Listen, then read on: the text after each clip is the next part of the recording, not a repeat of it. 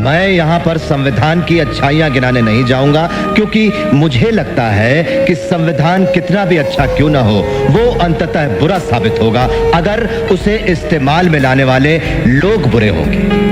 और संविधान कितना भी बुरा क्यों ना हो, वो अंततः अच्छा साबित होगा अगर उसे इस्तेमाल में लाने वाले लोग अच्छे होंगे। विश्व के सबसे बड़े लिखित संविधान के रचयिता डॉक्टर भीमराव अंबेडकर, जिन्हें अपने बचपन में घोर जातिवाद का सामना करना पड़ा, अपने स्कूल में उच्च वर्ग के विद्यार्थियों से दूर जमीन पर बैठकर पढ़ना पड़ता था, जिनके अपने बाल अपनी बड़ी बहन से कटवाने पड़ते थे, क्योंकि गांव का कोई नाई इन्हें हाथ लगाकर दूषित नहीं होना चाहता था, और जिन्हें समाज की इस घिनौनी विचारधारा की वजह से अपना सरनेम सकपाल से बदलकर अंबेडकर करना पड़ा था।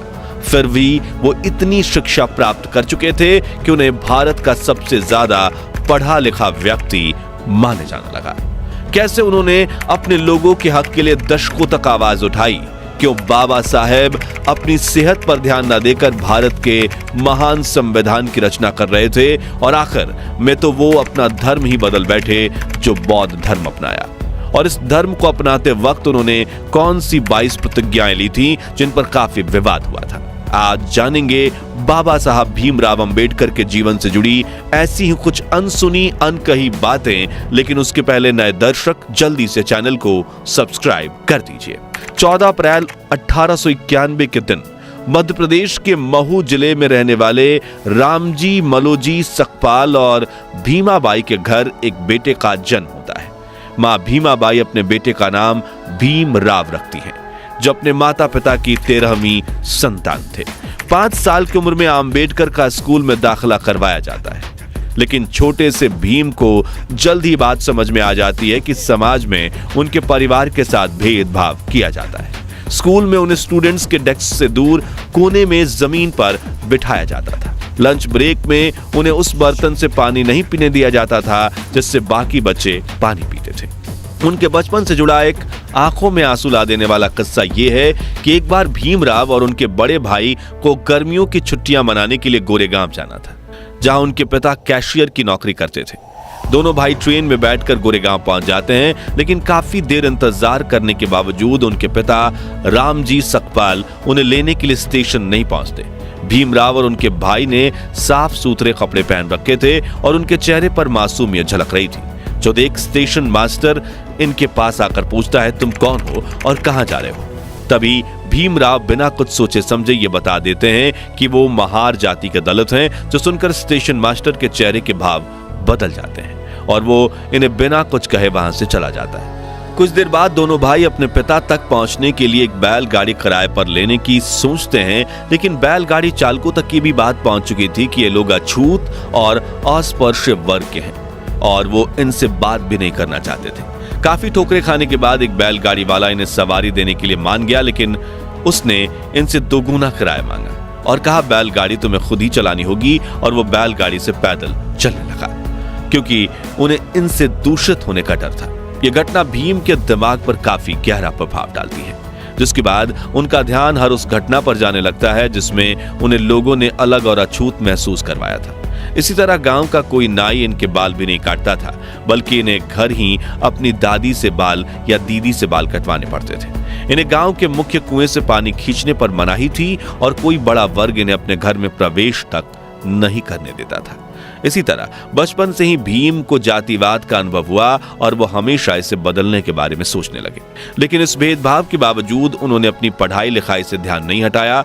भीमराव की किस्मत कुछ मायनों में अच्छी भी थी, जैसे कि स्कूल में कृष्णजी केशव अंबेडकर नाम के टीचर थे, जो ऊंची जाति के होने के बावजूद भीमराव को पसंद करते थे, और उन्होंने ही भीमराव सकपाल को अपनी सरनेम देकर भीमराव अंबेडकर बनाया था, ताकि उच्च शिक्षा के दौरान उनके साथ भेदभाव ना हो। साथ ही पिता रामजी मालोजी सकपाल बेटे भीमराव को अच्छी शिक्षा दिलवाने के लिए मुंबई ले आए। अब यह शहर तो बहुत ही आधुनिक था, लेकिन यहां भी दलितों के प्रति लोगों की सोच उतनी ही छोटी थी। इसलिए जब भी भीमराव अंबेडकर की असली पहचान सामने आती, उन्हें जातिवाद का सामना करना पड़ता। खैर, पढ़ाई में ध्यान देते हुए उन्होंने 17 साल की उम्र में मैट्रिक की परीक्षा पास कर ली। अपने समुदाय में मैट्रिक पास करने वाले वो पहले इंसान थे। इसी साल भीमराव की शादी रामाबाई से करवा दी गई। मगर शादी के बाद भी भीम ने पढ़ाई जारी रखी और अगली इंटरमीडिएट परीक्षा डिस्टिंक्शन के साथ पास की। लेकिन अब उन्हें आगे पढ़ने के लिए उनके पिता के पास पैसे नहीं थे। लेकिन वो कहते हैं ना, जहां चाह होती है वहां राह होती है। और भीमराव आम्बेडकर के जीवन में चमत्कारिक घटनाओं का घटना शुरू हो गया। आपको बता दें कि जब बड़ोदरा के महाराज ने उन्हें पढ़ने के लिए स्कॉलरशिप दी, जिससे उन्होंने न सिर्फ बीए की पढ़ाई पूरी की बल्कि 1913 में उन्होंने अमेरिका जाकर यूनिवर्सिटी ऑफ कोलंबिया से मास्टर्स में दाखिला लिया। 2 साल में उन्होंने एमए की पढ़ाई पूरी की और अगले ही साल अपनी पीएचडी थीसिस भी पूरी कर ली। जिसके बाद भीमराव लंदन चले गए, जहां उन्होंने London school of economics join किया। लेकिन स्कॉलरशिप पूरी हो जाने की वजह से वो अपनी पढ़ाई पूरी नहीं कर पाए और बड़ौदा वापस लौट आए, जहां उन्होंने सिविल ऑफिसर का पद हासिल कर लिया। लेकिन यहां भी जातिवाद ने उनका पीछा नहीं छोड़ा और भेदभाव के चलते उन्होंने नौकरी छोड़ दी। 1918 में भीमराव बॉम्बे के सिडेनहम कॉलेज में लेक्चरर बने। साथ ही उन्होंने दलितों की आवाज दुनिया तक पहुंचाने के लिए मराठी अखबार मुक नायक की भी शुरुआत की, क्योंकि अपने धर्म की वजह से वो इतनी ठोकरें खा चुके थे कि अब उन्हें समझ आ रहा था कि अब अपना हक पाने के लिए उन्हें आवाज उठानी पड़ेगी। इसी बीच कुछ समय लंदन जाकर उन्होंने वकालत में अपनी पढ़ाई पूरी कर ली थी। इस तरह वो अपने जमाने के भारत के संभवतः सबसे ज्यादा पढ़े लिखे व्यक्ति बन चुके थे। डॉक्टर भीमराव बाबा साहब अम्बेडकर को शुरू से ही पढ़ाई से काफी लगाव था, इसलिए उनके पास भारत की सबसे बड़ी पर्सनल लाइब्रेरी हुआ करती थी। मशहूर लेखक जॉन गुंथर अपनी किताब इनसाइड एशिया में लिखते हैं कि जब 1938 में मेरी राजगृह में अम्बेडकर से मुलाकात हुई थी, तब उनके पास 8000 किताबें थी और उनकी मृत्यु तक यह संख्या बढ़कर 35,000 तक पहुंच चुकी थी। डॉक्टर भीमराव अम्बेडकर के निकट सहयोगी रहे शंकरानंद शास्त्री भी अपनी किताब में लिखते हैं कि मैं 20 दिसंबर 1944 की दोपहर 1 बजे अम्बेडकर से मिलने उनके घर गया। उन्होंने मुझे अपने साथ जामा मस्जिद इलाके में चलने के लिए कहा, जो इन दोनों पुरानी किताबों को खरीदने का अड्डा हुआ करता था। जब हम वहां पहुंचे तो लोग उनके चारों तरफ इकट्ठा होने लगे, लेकिन इस भीड़ में भी उन्होंने विभिन्न विषयों पर तकरीबन 2 दर्जन किताबें खरीदी। यहाँ एक दिलचस्प बात यह है कि किताबों का इतना बड़ा संग्रह होने के बावजूद वो अपनी किताबें किसी को पढ़ने के लिए उधार नहीं देते थे। किताबें मांगने वाले व्यक्ति को वह मुंह पर कह देते थे कि अगर आपको किताबें पढ़नी है तो मेरे पुस्तकालय में आइए। किताबों के प्रति उनकी भक्ति इस हद तक थी कि वो जैसे ही घर पहुंचते अपने पुस्तकालय में चले जाते। उनके पास कपड़े बदलने का समय तक नहीं होता था, फिर वो एक पुस्तक चुनकर पढ़ने बैठते थे। उनके अनुयायी बताते हैं कि रात में अम्बेडकर अपनी पढ़ाई में इतना खो जाते थे कि उन्हें बाहरी दुनिया का कोई ध्यान नहीं रहता था। अम्बेडकर जी अपने स्टूडेंट्स से कहते थे कि तुम्हारे पैरों में जूते भले ना हो, लेकिन तुम्हारे हाथों में किताब अवश्य होनी चाहिए। खैर, बाबा साहब अम्बेडकर की लाइफ जर्नी पर वापस आए तो वर्ष 1924 में उन्होंने बहिष्कृत हिताकरणी सभा के नाम से एक एसोसिएशन की शुरुआत की, जिसका काम दलित विद्यार्थियों के लिए हॉस्टल, स्कूल और मुफ्त लाइब्रेरी स्थापित करना था।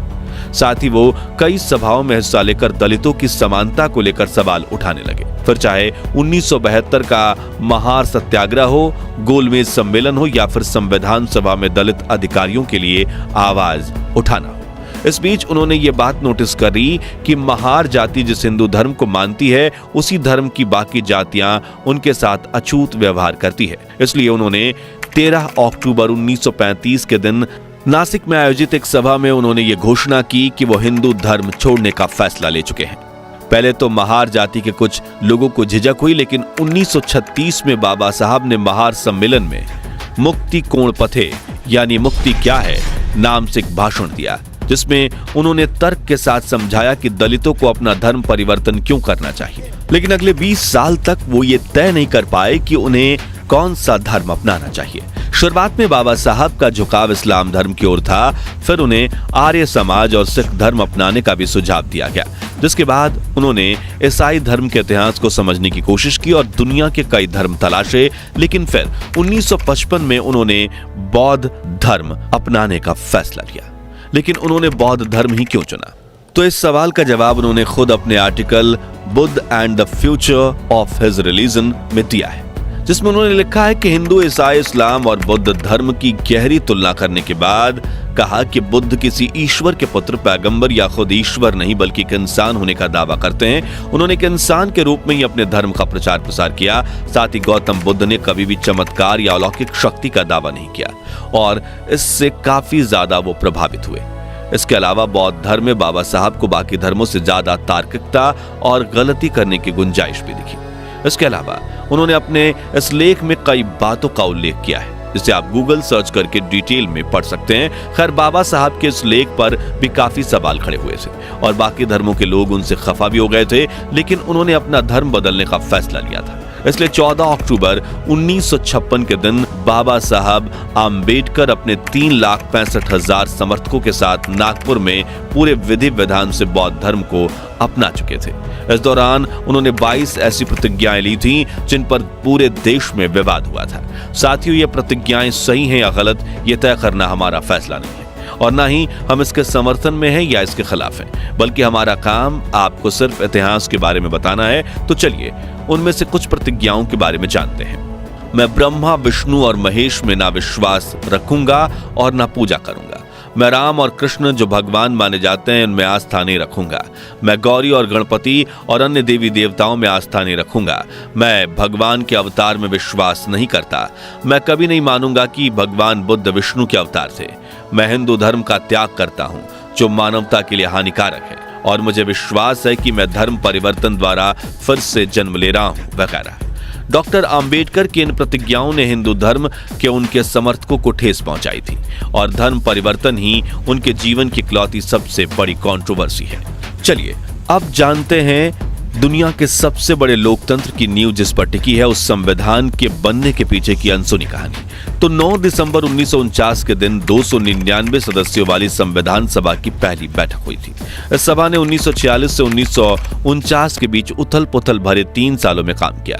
इस दौरान देश में कई बड़े सांप्रदायिक दंगे हुए और देश का बंटवारा भी हुआ। इस कारण भारत और पाकिस्तान के बीच मानव इतिहास का सबसे बड़ा प्रवासी संकट पैदा हुआ।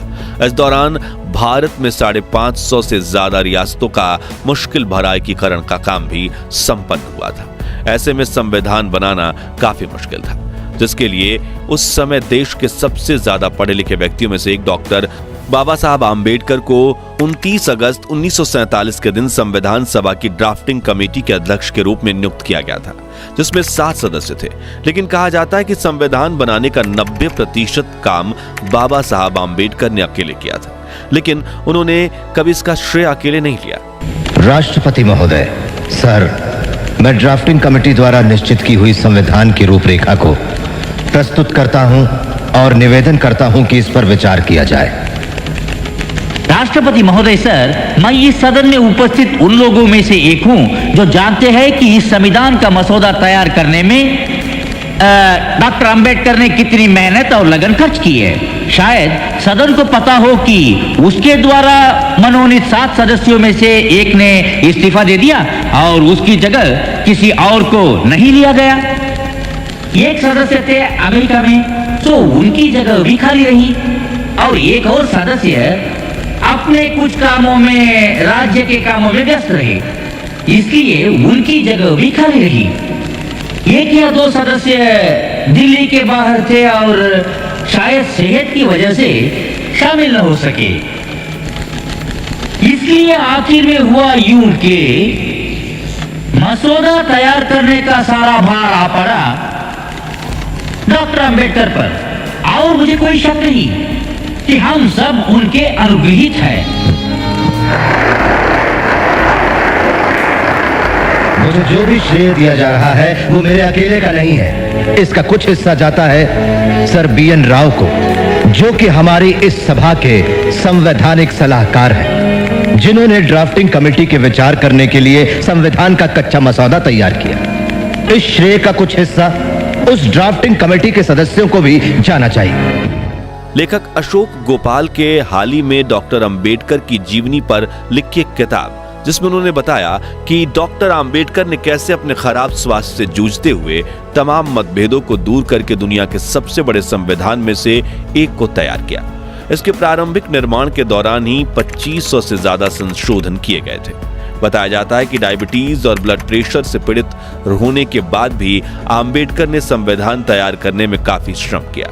संविधान सभा में लगभग 100 दिनों तक खड़े होकर उन्होंने धैर्यपूर्वक हर खंड को समझाया और 26 नवंबर 1949 को भारत का संविधान पारित किया गया और अपनाया गया। इस दिन को संविधान दिवस या राष्ट्रीय कानून दिवस के रूप में जाना जाता है, जिसके अगले साल यानी 26 जनवरी 1950 के दिन भारत में दुनिया के इस बड़े संविधान को लागू किया गया।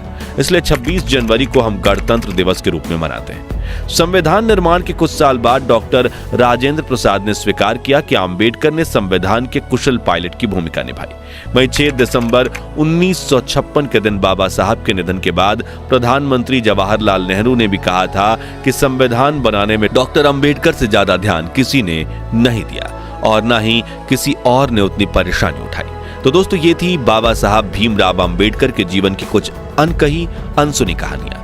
अगर आप भी बाबा साहब के जीवन के संघर्ष, मेहनत और विचारधारा से प्रभावित हैं तो कमेंट बॉक्स में उनकी तारीफ के 2 बोल जरूर लिखिए। वीडियो अच्छा लगा हो तो इसे लाइक और शेयर करके हमें सपोर्ट कीजिए और सियासी जगत से जुड़ी ऐसी दिलचस्प कहानियां सुनते रहने के लिए हमारे चैनल को सब्सक्राइब करके पास वाली घंटी जरूर बजा दीजिए। धन्यवाद।